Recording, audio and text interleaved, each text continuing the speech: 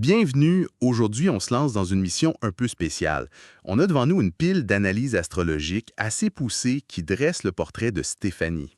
Oui, et notre but, c'est vraiment de décoder cette personnalité-là. On parle de quelqu'un avec une force, une autonomie assez remarquable. Presque monolithique, c'est le mot qui ressort. Et on va essayer de voir ce que ça implique dans ses relations intimes.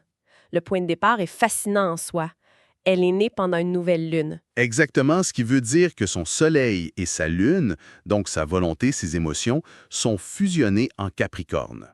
Fait que notre mission, si on peut dire, c'est de cartographier cette forteresse Capricorne pour son partenaire Jean-Christophe. C'est ça, on va tenter de traduire ce qui peut être perçu comme de la froideur ou de la distance en un langage de sécurité, de soutien et de loyauté.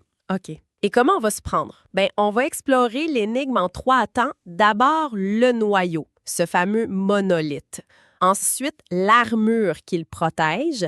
Et enfin, on va regarder le paradoxe entre son besoin de stabilité et son désir d'aventure. J'adore l'image de la forteresse. Allons-y, commençons par le cœur, le monolithe. Cette fusion Soleil-Lune en Capricorne. Concrètement, ça mange quoi en hiver une personnalité monolithique? C'est-tu juste quelqu'un de super têtu ou c'est plus profond? Ah, c'est beaucoup plus profond. Imagine que pour la plupart des gens, il y a une sorte de négociation interne entre ce que je veux et ce dont j'ai besoin. Ouais, un débat constant. Exact. Pour Stéphanie, ce débat-là n'existe pas. Les deux voix parlent à l'unisson. Fait que quand elle veut quelque chose ou quelqu'un, c'est pas juste une idée, là. Tout son être se mobilise. Il n'y a pas de demi-mesure. Pantoute, c'est une force de la nature. Wow, attends. Le fait qu'il n'y ait pas de débat interne, c'est énorme. J'essaie de m'imaginer ça au quotidien. Ça doit donner une certitude incroyable. Mais en relation, j'imagine que les implications sont particulières. C'est là que ça devient fascinant. Cette fusion crée une subjectivité qui est très, très intense. Les documents le disent bien.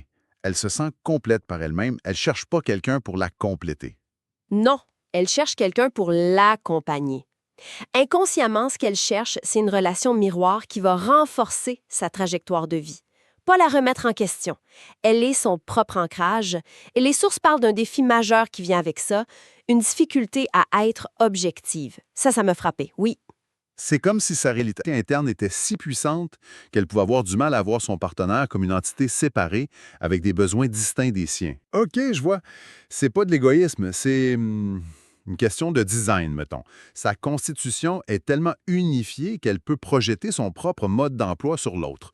Ça demande un partenaire qui est capable de dire clairement « moi, j'ai besoin de ça » sans qu'elle le voie comme une critique. C'est fascinant, cette idée qu'elle est son propre ancrage. Mais un ancrage, c'est fait en quoi? Si ce monolithe est une roche, c'est quoi comme roche? Ben, c'est du Capricorne pur et dur, ce qui nous amène à l'image de la dame de fer au cœur tendre. Ah, les murs de la forteresse. Voilà, on y arrive.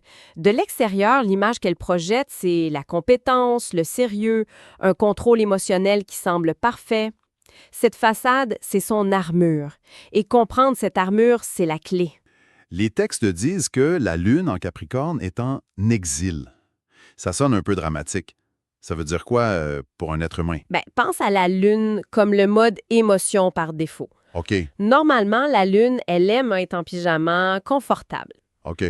En Capricorne, c'est comme si elle était forcée de porter un tailleur de femme d'affaires 24 heures sur 24, même pour dormir.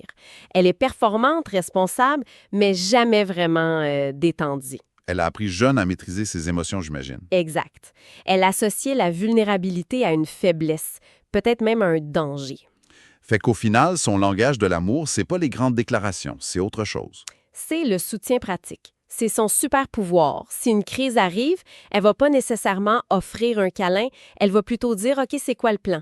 Elle organise la solution. Elle devient le roc, la gestionnaire de crise. C'est comme si tu lui disais j'ai le cœur brisé, sa première impulsion serait de répondre d'accord, j'ai fait une liste des 5 meilleurs psychologues et j'ai vérifié leur disponibilité. Ah, je vois. C'est de l'amour, mais un amour efficace. C'est exactement ça.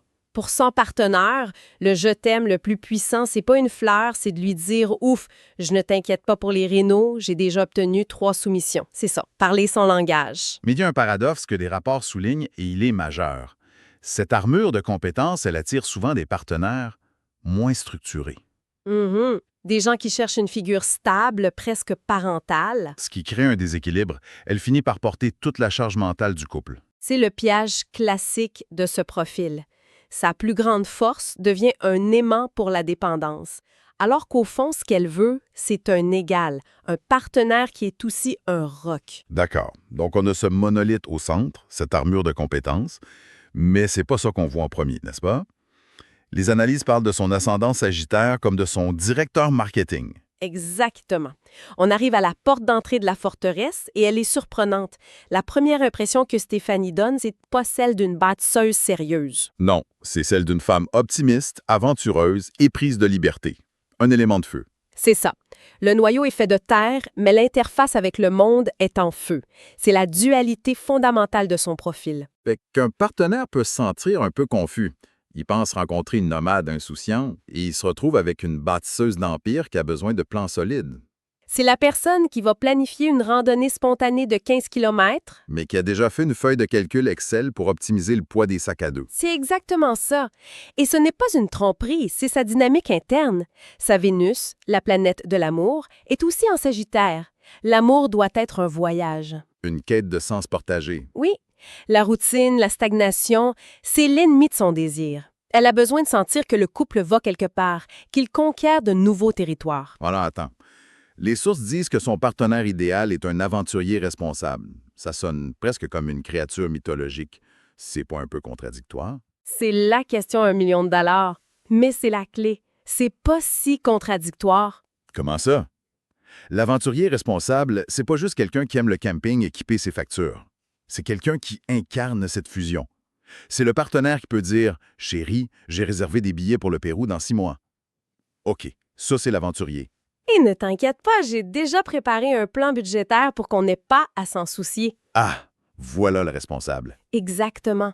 Il rassure son besoin viscéral de sécurité, la terre du Capricorne, tout en excitant son désir d'aventure, le feu du Sagittaire. Il comprend que sa liberté a besoin d'un port d'attache très, très solide. D'accord, c'est beaucoup plus clair. On a la forteresse, la porte d'entrée, le visiteur idéal, mais comment on fait pour vraiment entrer? C'est quoi la clé du donjon? Les sources identifient un point névralgique, une sorte de code secret. C'est un astéroïde, Chiron, le guérisseur blessé. Et il se trouve dans sa maison des partenariats. Ce qui indique une blessure, j'imagine. Une blessure originelle très profonde, liée à la sécurité émotionnelle. Une peur inconsciente mais puissante de l'abandon. Voilà le pourquoi de la forteresse. Elle protège cette blessure-là. Et c'est ça qui expliquerait le syndrome de l'infirmière dont parlent les textes. Le fait d'attirer des partenaires blessés à prendre en charge. Précisément. C'est un mécanisme de protection brillant, mais limitant. C'est un peu comme un médecin qui aurait une peur bleue des microbes. En passant son temps à soigner les autres, il se sent en contrôle et il pense jamais au fait qu'il est lui-même mortel. En s'occupant des blessures de son partenaire, Stéphanie n'a pas à regarder les siennes. Exact. Ça lui donne un sentiment de contrôle, mais à long terme, ça peut tuer le désir et l'égalité dans la relation. Alors, c'est quoi le chemin de guérison? Comment on déverrouille ça? Le chemin, c'est d'oser faire l'inverse, accepter d'être elle-même vulnérable. Mais ça soulève une question cruciale. Quel type de partenaire peut lui permettre ça? Il faut quelqu'un de solide. Quelqu'un d'assez fort pour qu'elle puisse se déposer sans avoir peur de le faire s'effondrer. Quelqu'un qui peut la materner en retour sans qu'elle se sente faible. Son intuition est là. Elle est forte, mais elle est sous haute protection. Et pour qu'elle lâche prise, les rapports insistent sur une seule chose, le besoin d'une sécurité émotionnelle totale. La confiance absolue, c'est la seule et unique clé. L'accès à son intimité la plus profonde, ça s'ouvre seulement quand la méfiance naturelle du Capricorne est complètement dissous. Donc, en résumé, pour vraiment la comprendre, il faut voir au-delà de la façade de la Dame de Fer. C'est une bâtisseuse avec des ailes. J'aime beaucoup cette image. Une force loyale, un pilier pour son entourage, mais dont l'extérieur contrôlé protège un immense besoin de sécurité. Son amour, il se chuchote pas, il se construit brique par brique, avec du soutien concret. Absolument. Et les analyses se terminent sur une note qui est, je trouve, très forte. Elles disent que les années à venir pour elle, c'est une période de transformation majeure. Une tempête parfaite. Oui, une tempête orchestrée par le cosmos qui va la pousser, qu'elle le veuille ou non, à oser cette vulnérabilité.